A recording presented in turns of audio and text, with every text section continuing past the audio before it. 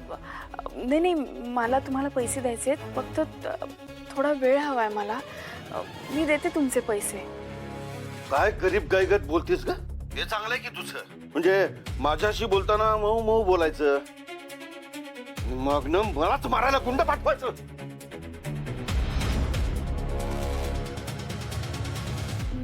मी दादा, अहो मी कोणाला पाठवलं? त्याच्या बॉडीगार्डला, त्या दीपला पाठवलंस ना मला मारायला. दादा नाही नाही, अहो हे बघा तुमचा काहीतरी गैरसमज होतोय. मी तुझी सगळी नाटकं कळतात मला. तो दीप माझ्या ऑफिस मध्ये येऊन माझी कॉलर पकडून मला धमकावून केलाय. काय सांगताय दादा? हो, तू एक काम कर, तू रिक्षाने घरी जा आणि मी बघतो यांचं काय करायचं. दादा हे बघा, मला खरंच माहित नव्हतं तो असं काहीतरी करेल. मी खरंच त्याला पाठवलं नाही.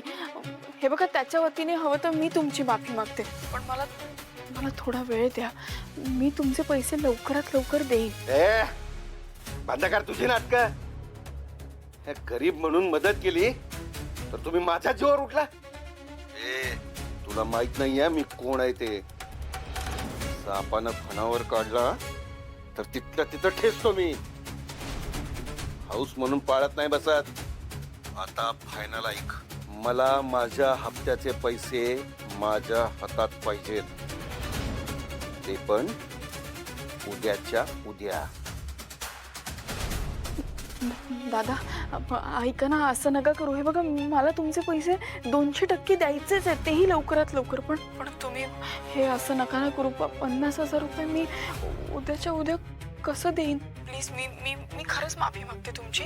परत असं नाही होणार. मी प्लीज मला थोडा वेळ द्या ना. मी कसं कुठून आणणार पैसे? माझं ऐकून घ्या ना.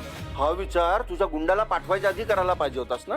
ज्योती सावेकर, तुला उद्यापर्यंतची मुदत दिली आहे ना, हे तुझं नशीब समज.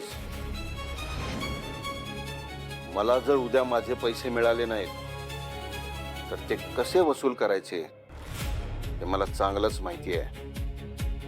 कळलं का? हॅलो दादा, हॅलो.